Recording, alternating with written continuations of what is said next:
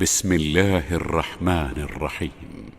ادع إلى سبيل ربك بالحكمة والموعظة الحسنة وجادلهم بالتي هي أحسن إن ربك هو أعلم بمن ضل عن سبيله وهو أعلم بالمهتدين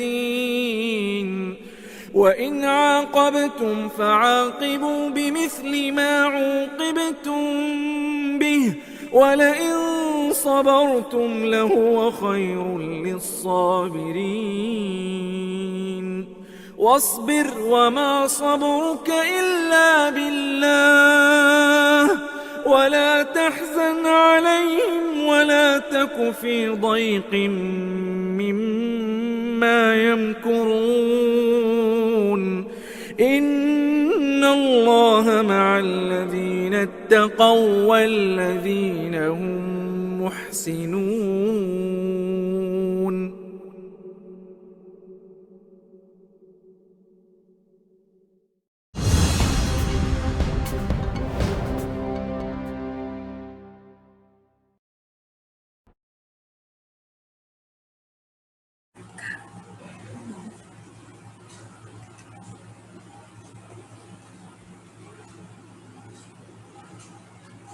A'udzubillahi minasyaitonirrajim. Bismillahirrahmanirrahim. Assalamualaikum warahmatullahi wabarakatuh. Ako si Aladin Hamdan Buisan mula sa Muslim Youth Religious Organization Incorporated or also known as MyROI. Tayo ay naimbitahan ng LBO or the League of the Bangsamoro Organization upang makapagbigay ng kaalaman ngayong hapon. At gusto natin imbitahan yung ating mga viewers na mag-invite pa or share, i-like yung ating live ngayon at nang sa gayon ay ma-aware yung ating mga kasamahan. Way sa natamabon na ipakilala ko muna sulo kami alumpukan, anapunan, naganatan, si Muslim Youth Religious Organization Incorporated na isa sa kaning active organization siya sa Cotabato City and nearby places at the same time na dikanas kalimatang school Facebook ano mga activities ni kagina isabot sa kaning community-based organization. In-invite no to share some knowledge about sa peace atau ka development in Islam. No niya host atau ka sponsor kanu niya live kanu niya event no mana sa League of the Bangsamoro Organization kagina kami to na mag-invite namin kanu sa maka-ilay kanu maka simasma kanu niya apakaranyan kanu and of course invite pa natin yung ating mga kasamahan na manood, i-share natin at i-like natin yung live natin ngayon. Makakasama natin ang ating host na siya magbibigay sa atin ng lecture ngayong hapon. Looking forward na hindi ito ang huling pagkakataon na tayo ay magkasama-sama na gusto na tama po na magkapitilay tanong sa dikanamayang way ukitin sa live us o ganda kasabutan tayo sa pandemic outbreak of the COVID-19 na maalo masipit sugat tamanan at the same time na kontrolado so face-to-face activities tanong. Kagina kami ito na igeko so microphone kanu isa host tanu speaker tanu sa guna amalulog kanin dali makapakilala sa kanin nagudus kanin nakapun organization. Sir.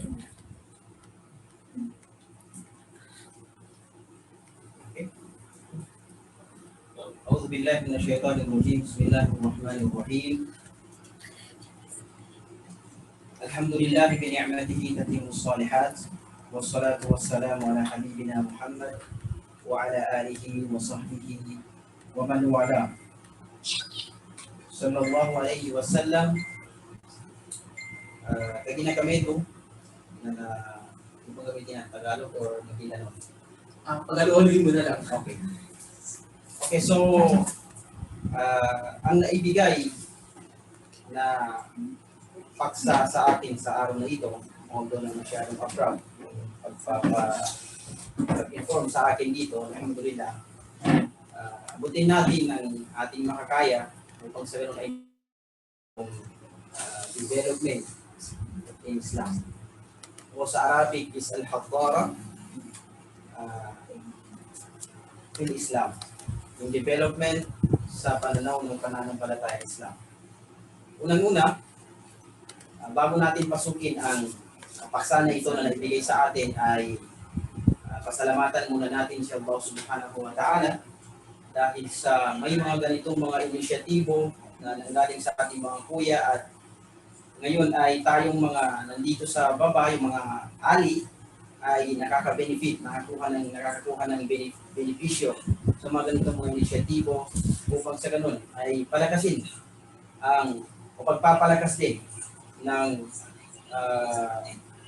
Islamization o pag-intindi ng mga Muslim, lalong-lalo na tayo mga kabataan tungkol sa ating pananampalatayang Islam. Pangalawa ay pagpapasalamat sa ating mga kuya sa kanilang inisyatibo. Ang paksa na ating tatalakayin ay yun nga, yung development in Islam. So unang-una ay ibigyan ng kahulugan po natin kung ano po ba itong tinatawag na al-hadara o development in Islam. So meron tayo dito na research na tarif. Although may mga definition ang iba't ibang mga scholar regarding sa development in Islam. Pero itong nakita ko na ito, no, maganda siya at medyo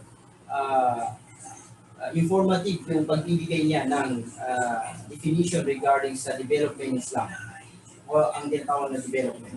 Sabi niya, al-hadara hiya jumlatun madahir ar-ruqi al-ilmi wal-fanni wal-adabi wal-ijtima'i fi mujtama'in min al-mujtama'at o fi mujtama'atin mutashabiha. Ang kahulugan nito ay ang development daw,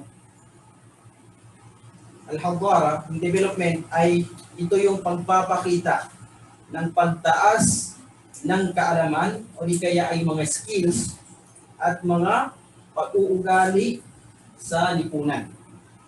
No? Ito yung pagtaas ng kaalaman, mga skills, mga art of knowledge sa isang lipunan and of course yung values ng mga tao na tumitira sa lipunan.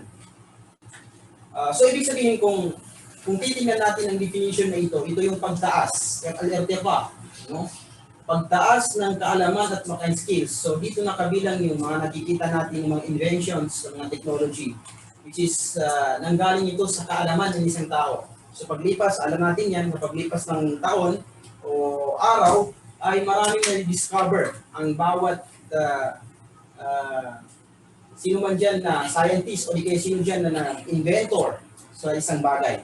So yun nga, kung titingnan natin noong unang panahon ay meron silang sinasabi no, na napag-aaralan natin ito sa Hekasi o ano ba to? Araling panlipunan. Yung panahon ng bato, panahon ng apoy, panahon ng tanso, panahon ng bronze. So, paglipas ng mga panahon, may nadidevelop ang mga tao at ito ay nagagamit ng mga tao sa kanilang pamumuhay. Kaya nga si Allah Subhanahu wa Ta'ala sinabi niya sa banal na Quran, no? Sa pinakamalapit itong kahulugan ay ginawa niya sa ating ang mga bagay-bagay dito sa mundong ito upang sa ganun ay magamit natin. So ang challenge lang dito sa kung dahil inopen ni Allah Subhanahu wa Ta'ala, binuksan ni Allah Subhanahu wa Ta'ala ang mga bagay-bagay dito sa mundong ipabo na ito upang tayo ay makapag-benepisyo, magamit natin yon, ay kung saan natin gagamitin. So, yun nga.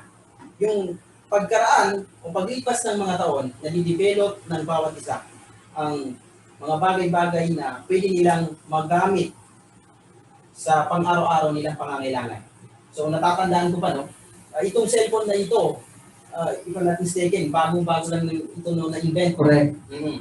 So, bagong invento lang itong cellphone na ito. At ang first nga na nakita ko na cellphone is yung may antenna. No? So, wala na masyadong gumagamit ito ngayon kasi lahat smartphone.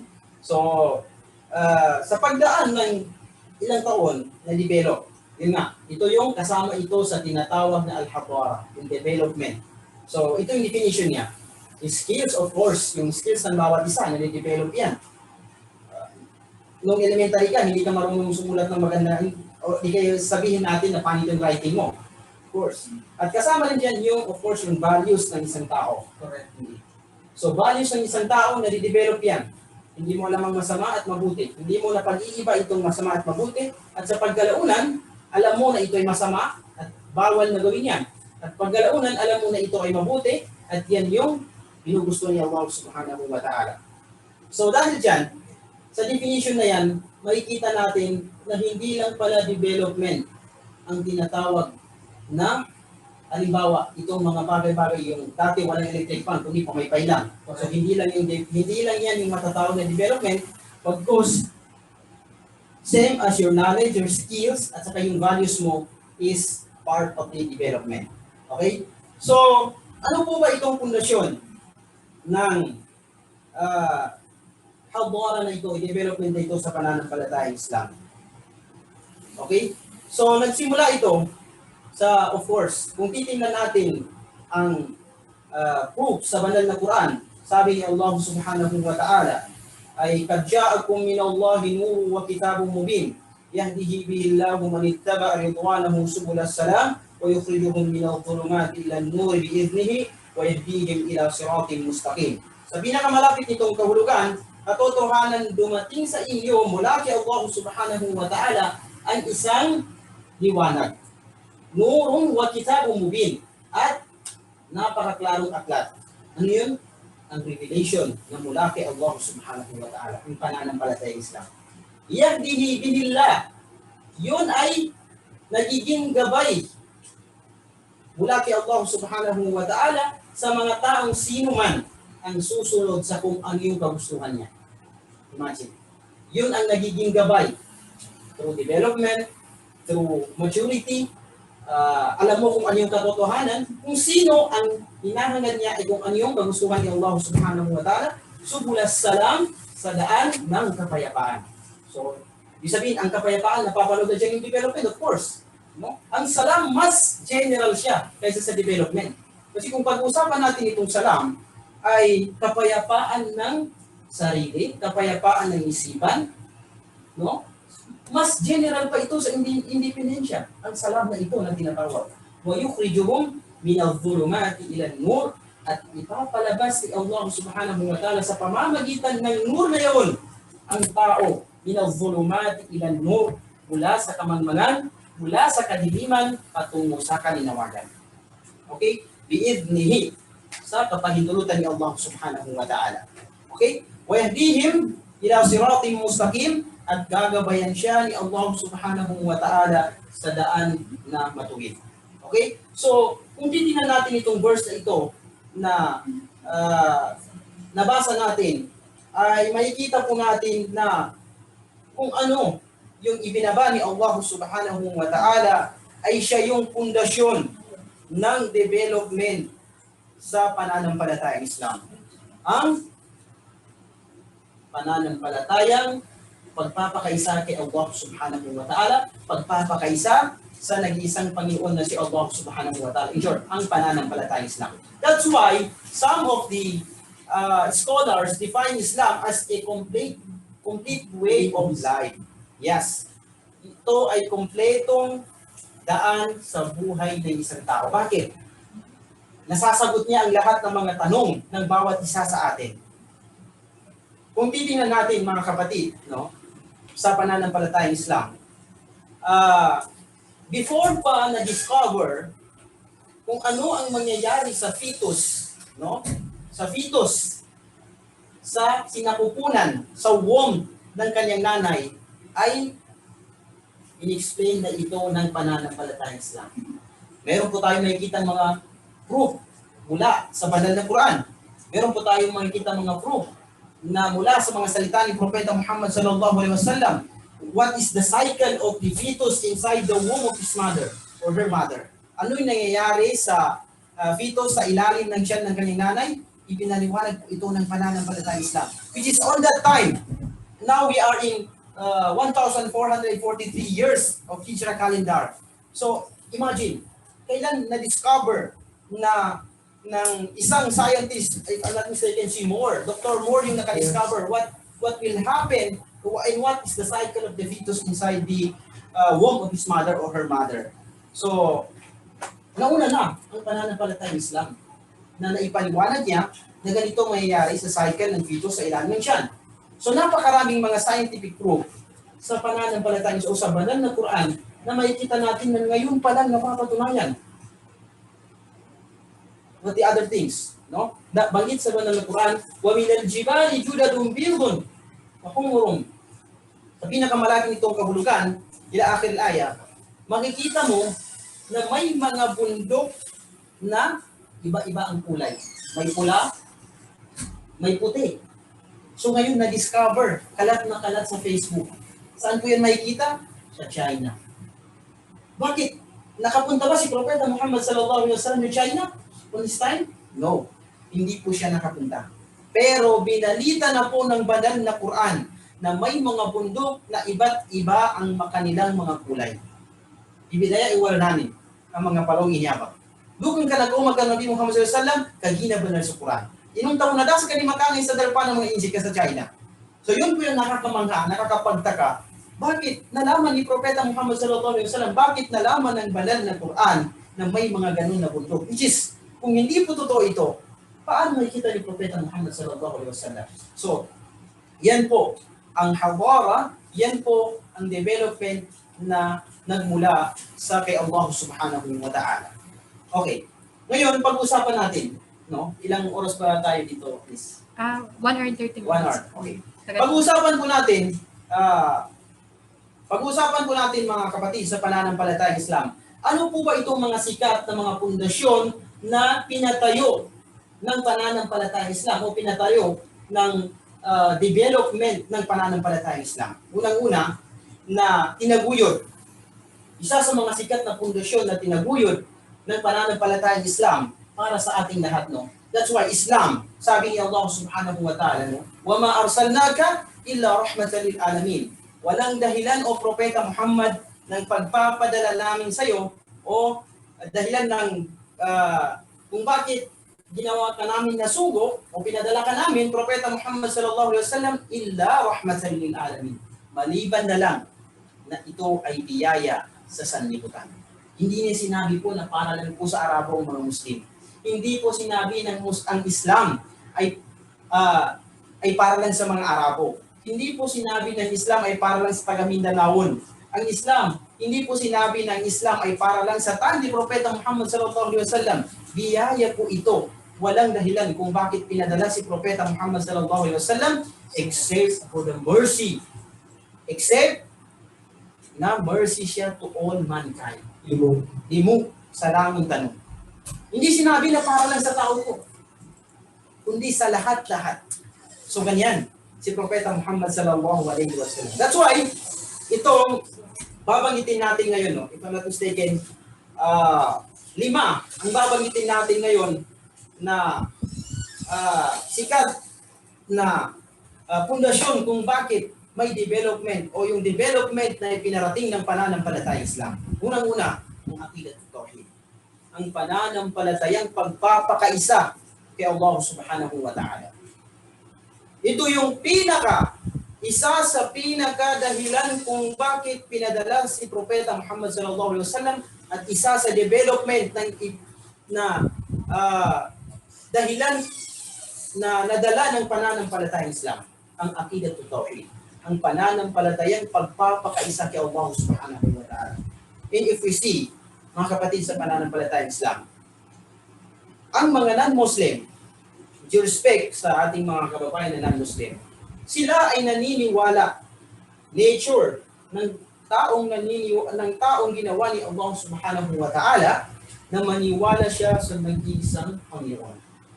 No one could refuse that. Walang sino man sa atin na mag-refuse na walang Panginoon. No. Even the atheists, sinasabi nila na walang Panginoon.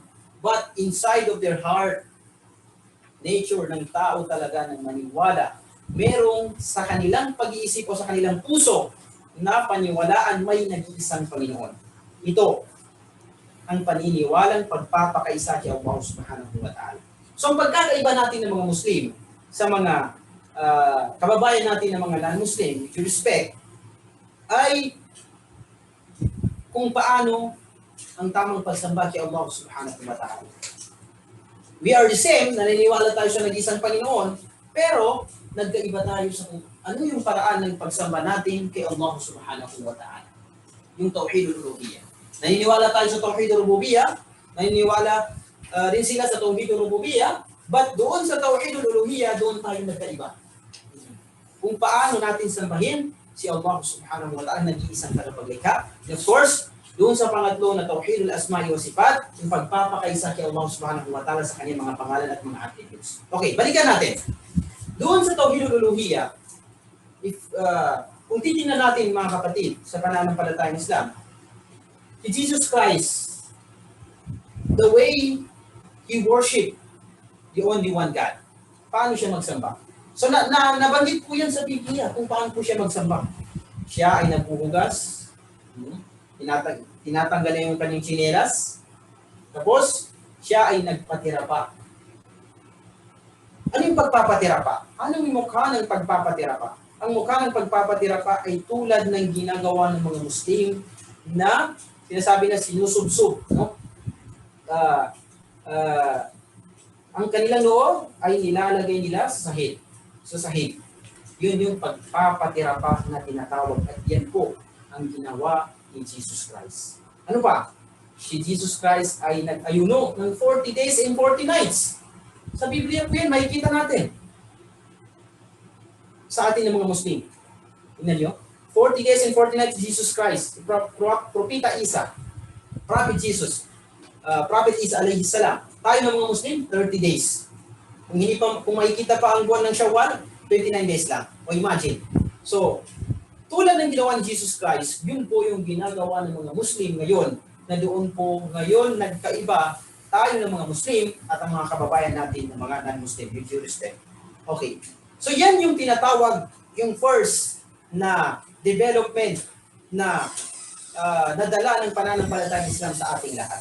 Okay. So, isang katanungan. Napakalaking katanungan sa bawat isa sa atin. Sino ba ang dapat mong sambahin? Okay. So ito yung development na inihandog ng pananampalatayang Islam nung dumating siya ay itong akidah at tauhid. Sinagot niya kung sino yung karapat dapat na sambahin. Ano mga palatandaan o ano yung mga proof? Okay. Nabanggit sa banal na Quran na sinabi ni Allah subhanahu wa ta'ala, awalam yatafakkaru fi khalqis samawati wal ard. Imagine.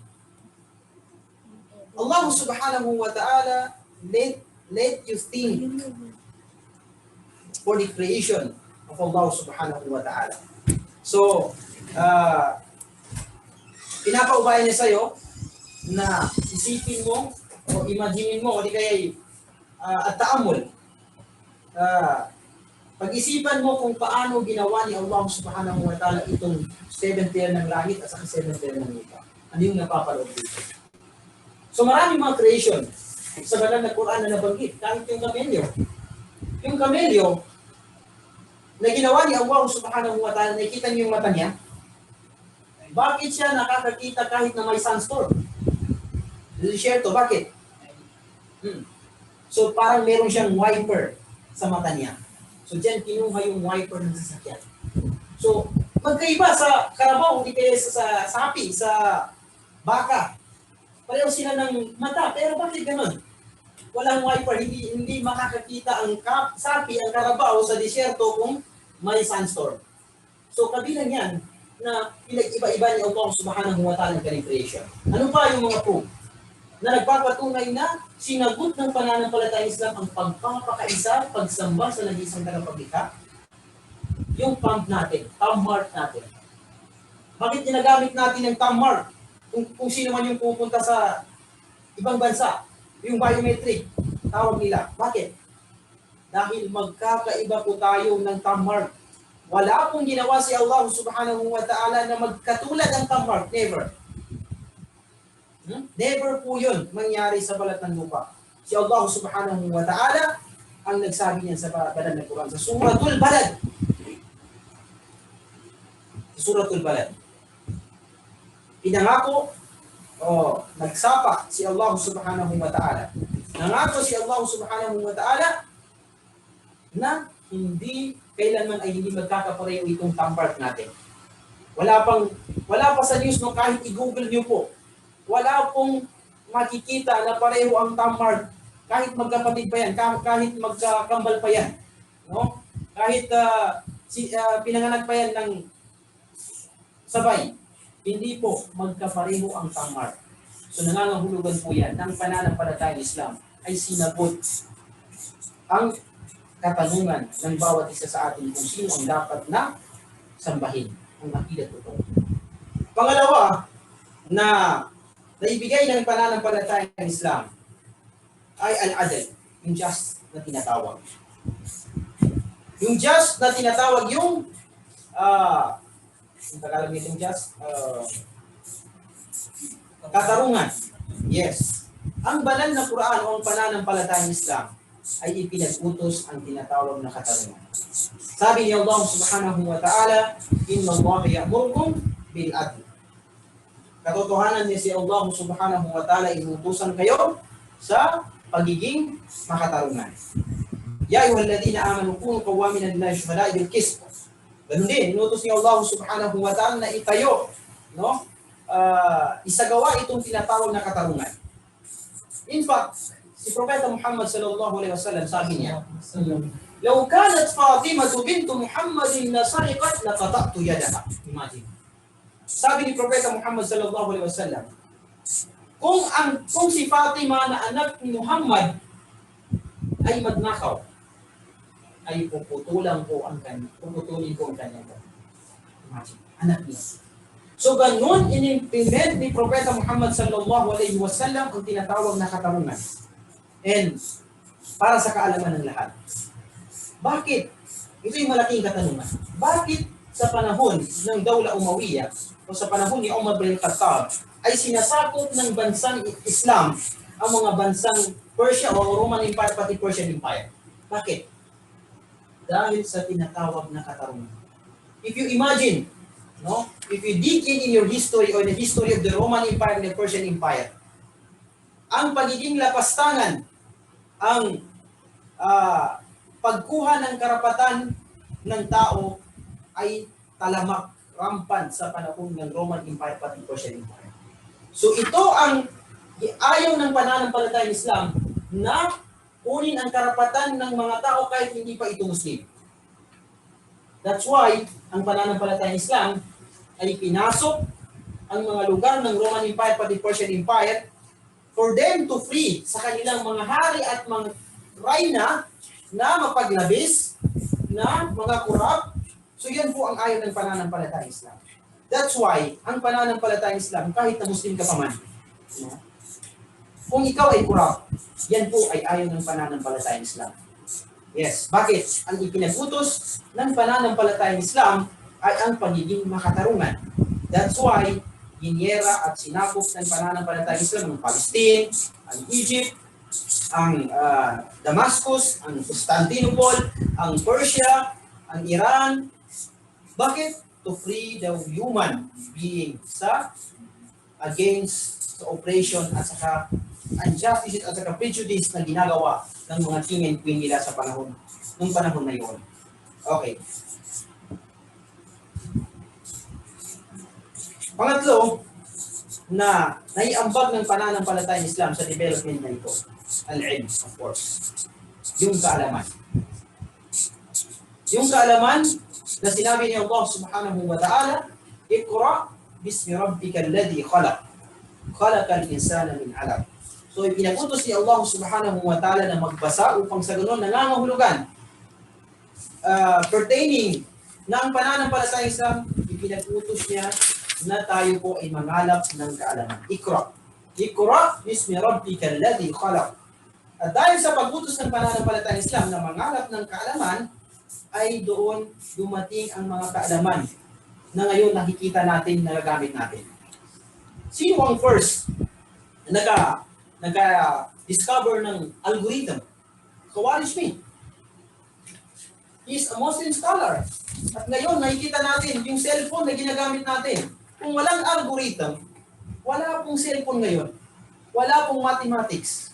Wala pong program na magagawa yung mga IT na mga tanyag o mga kilalang IT ngayon. Wala pong Facebook, wala pong WhatsApp, wala pong Twitter ngayon po. No? Alam natin na yung program, 1 and 0 lang po yung nagagamit na data dyan. At ngayon nakaka-provide tayo, nakakatawag tayo sa labas ng bansa. Yung malapit, ginawang, yung malayo, ginawang malapit. So dahil sa algorithm. Then who's the person who discovered all algorithm? Si Khawarizmi. Okay, Ibn Sina is the founder of medicine. Sino pa? Al-Jibrin, founder of algebra. Napakarami. Yung naka-invento pa ng yung mata, doon niya na-invento yung camera. Isa rin Muslim. At napakarami mga inventors na mga Muslim scholars. In fact, the Europe cannot deny the fact that ang Islam ang nagbigay ng development sa Europa. Bakit? Ang Europa sa panahon ng Golden Age ng Islam sa Granada, sa Spain, ay dark age sa Europa that time. Anong ginawa? Nung nilusob ng mga taga-Europa ang Granada, libo-libong mga aklat ang andoon. Yung mga research ng pananampalataya, yung research ng Granada, ang Umayyad Empire sa Granada that time. Ang lahat ng research patungkol sa kaalaman ay andun. Nung makuha, masakop ng Europa, ang Granada, ginawa nila, na translate nila ang iba, at dahil sa dami ng mga book na ito, hindi na nila kayang translate. At anong ginawa nila? Tinapon nila sa dagat. Tinapon nila sa dagat, at ang iba, kinuha nila, of course, so ito na yung ginagamit natin ngayon ng mga kaalaman, yung algebra. In fact, yung ginagamit natin ngayon na numbers, yung 1, 2, 3, ang pangalan ko yung Hindu-Arabic. No, I mean, Arabic numbers. Yes, Arabic numbers. At saka ang Hindu-Arabic, yung ginagamit ngayon ng mga Arabo, yung 1, yung 2 na parang 7 na binaliktad, yan po yung Hindu-Arabic. Pero yung 1 na ginagamit natin ngayon na nakikita natin sa cellphone, nakikita natin sa laptop, nakikita natin sa pagpilap natin ng ating birth certificate, yan po ang Arabic numbers. Yan po yung ginagamit ng mga Arab that time dahil ang nakadiscover po nito isang Arabo at isang Muslim. Imagine. Hindi po natin alam yan. So yan po, ang pangatlong ay ambag ng pananampalatayang Islam sa atin ay ang kaalaman. Okay? So huwag na po natin palawakin dahil parang naubos na po yung oras natin. Remaining two, pangapat is yung al-akhlaq al-fadila. Yung mga good values and right conduct. Yung mga magagandang pag-uugali. Sabi ni Propeta Muhammad sallallahu alaihi wasallam, "Innama bu'ithtu liutammima makarim al-akhlaq." Innama bu'ithtu liutammima makarim al-akhlaq. Walang dahilan kung bakit ako pinadala, walang dahilan ng pagpapadala sa akin, maliban na lang na kumpletuhin ko yung mga magagandang pag-uugali. So imagine, kumpletuhin yung mga magagandang pag-uugali. At sinabi niya Allah subhanahu wa ta'ala sa banal na Quran, "Innaka la'ala khuluqin azim." Katotohanan ni ikaw, Propeta Muhammad sallallahu alaihi wasallam, ang may pinakamagandang pag-uugali. Ang sinabi ni Propeta Muhammad sallallahu alaihi wasallam, imagine, sa panahon niya, may isang lalaki na dumating. Imagine, ito ang nangyari ha. Dumating itong lalaki na ito. At andoon ang mga kasamahan ni Propeta Muhammad sallallahu alaihi wasallam. Nung dumating ang lalaki na ito, agad-agad na pumunta kay Propeta Muhammad sallallahu alaihi wasallam at sinakal si Propeta Muhammad sallallahu alaihi wasallam. Ano ang sinabi niya? Muhammad. Hindi siya tinawag na propeta. Muhammad, bayaran mo ang utang mo sa akin. Sinakal. At nung makita yun ni Umar bin Khattab, sabi niya, "Dani aqta'unakahu." O Propeta Muhammad, puputulin ko ang ulo ng lalaking yan. Sabi ni Propeta Muhammad, wag. At ang inutos niya kay Umar, dalhin niyo ang lalaki na ito sa Baitul Mal at bayaran ninyo kung ano yung hinihingi mo. Bakit binayaran ni Propeta Muhammad sallallahu alaihi wasallam? May utang ba siya? No, wala po siyang utang. Dahil nung before siya nag-hijrah from Makkah to Madinah, ay binili niya kay Ali bin Abi Talib radhiyallahu anhu na ibalik ang mga bagay-bagay na pinagkatiwala sa kanya. Dahil siya ay sadiqul amin. Totoo at mapagkakatiwalaan. Imagine, pinagkatiwala ng mga Quraysh, ng mga mushrik ang kanilang mga kaari-arian at mga kayamanan nung hindi pa siya Muslim. At nung dumating ang Islam sa kanya, ganun din. Mas lalong naragdagan ang pagiging sadiqul amin ni Propeta Muhammad sallallahu alaihi wasallam. Kinuha niya ba ito? Despite those mushrik, despite of the oppression of those mushrik kay Propeta Muhammad sallallahu alaihi wasallam. Kunin ko ito kasi ino-oppress nila ako, ganito ang ginagawa sa akin. No. Pagkus kinuwi ni Propeta Muhammad sallallahu alaihi wasallam. Al-akhlaq al-fadila, ang magandang ugali na pinapakita ni Propeta Muhammad sallallahu alaihi wasallam. At napakarami pa po ang history si Propeta Muhammad sallallahu alaihi wasallam. Nakapupulutan po natin ng aral.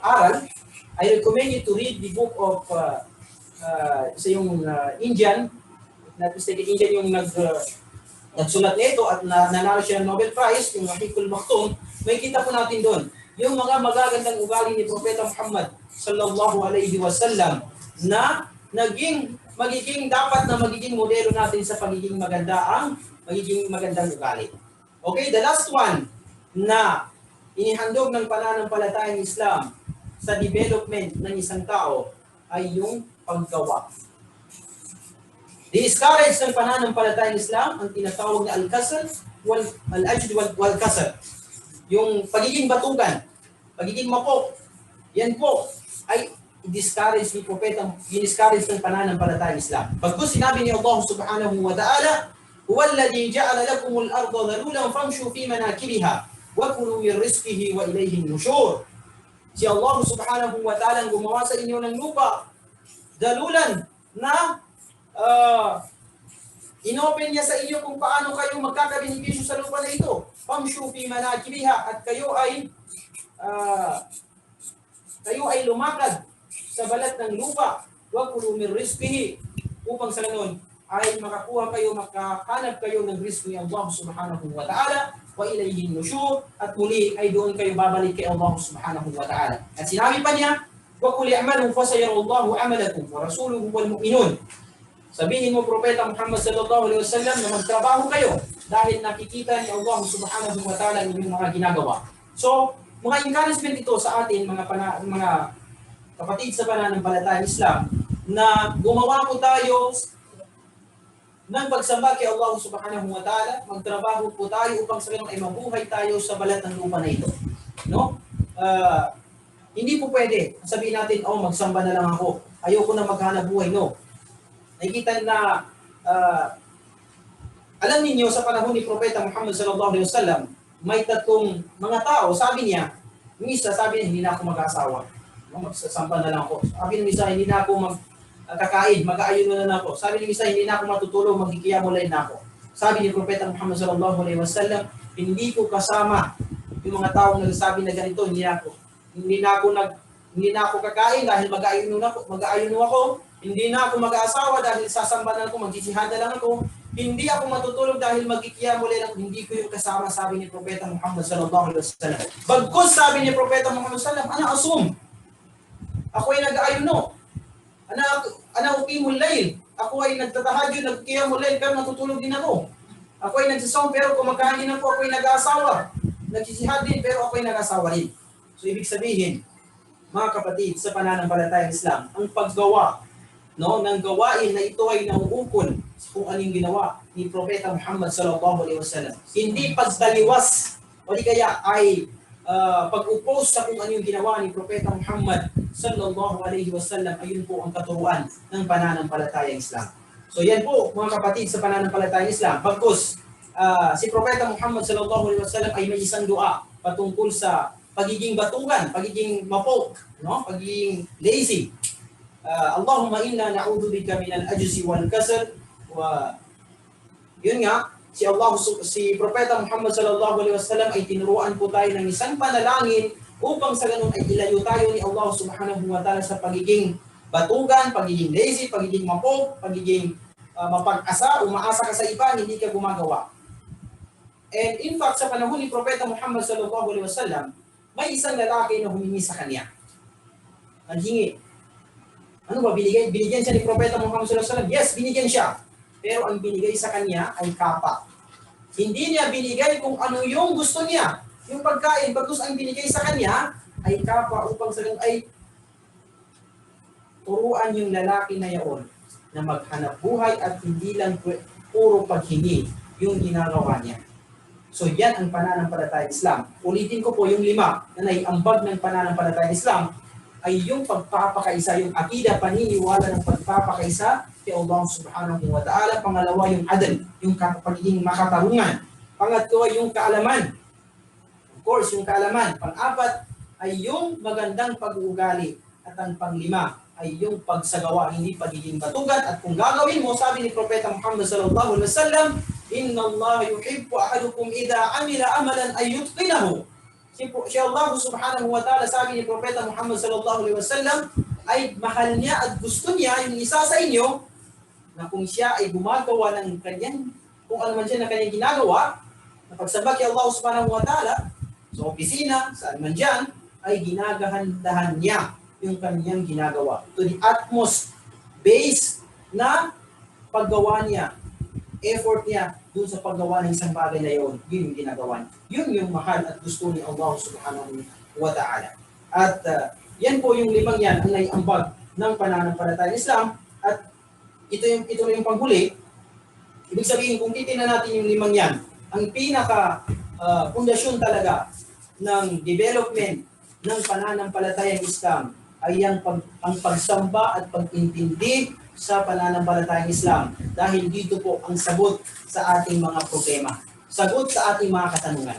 That's why, if you are a Muslim, you have to be proud as a Muslim.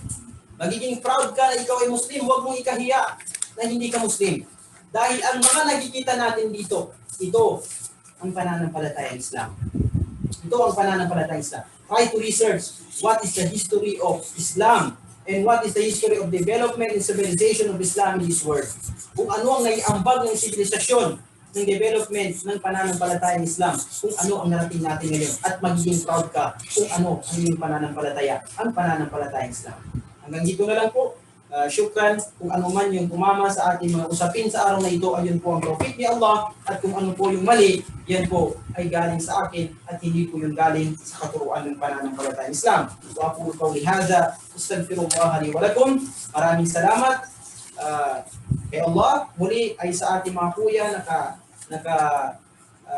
pag-isip ng mga ganitong mga programa. Syukran. Assalamualaikum warahmatullahi wabarakatuh. Waalaikumsalam warahmatullahi wabarakatuh. Syukran. Jazakallahu khairan jaza sa ating lecturer, si Ustaz Gardawi bin Salim. At ayun, hopefully marami tayong napulot na kaalaman doon sa kanyang naibahagi sa atin. And sa natama mo na, bakit nga namin sa sa hitinayaan niya imuli katataga parata, no? Madakil pa mong i-event, madakil pa mong i-live, kakuyatan sa muna, itinamatan live doon atau ito ba siya sa Facebook ugin na isain niya okay nakuwatan mo sa paghagi sa ito ba itinayaan mga pandemic outbreak of the COVID-19 na matapos surangon o nakatan especially so kapamilya sa imo. So this is actually one of the paraan para tayo ay mag-seek ng knowledge. So link up sa mga organization na itinabos ng maganda sa kanila ugaya sa panumba, kagagawin mo madatulan niya. Makapayapan po sumiro mo. Especially sa agama Islam. Uy, dito mo sa bigyan na to, so perspective no matawagan hiba si Islam sa bisaro development. So kung ating papansin yung 5, yung pinakamadatulan na about sa self-development, especially specifically so spiritual value atau aspect, yung isa which is napakaganda yun, no? Dahil kailangan yun, especially sa tayo sa muna, di ba, the moral governance, kumbaga sa bar, na kailangan yun sa kanila, so spiritual value ni sa ataw. Di basta-basta makatindig, ma-develop so isa adala pa, yan itabihan na alam sa pindarul sa gilas sa Allah subhanahu wa ta'ala. Dito ba sa kwarado, isa kang linya o talaparatan mo sa Moral Development Agency and building people who will build the nation. Yang manapat tinagat, yang manaulagat, yang napiang-pianan, i-develop na suntaw na tumay-ipiyagya, tumay-develop ka sa kalapa. Na may kaya makakinag niya, makapamulat ka pamusungan o tao, i-yes ka na Allah subhanahu wa ta'ala, na mawa itinalbo niya nepotism, corruption, and laon ang mga fansya, ang mga galbakan, di ka na mapyaungkir ang mga galbakan, pantag ka nung agama Islam. And of course,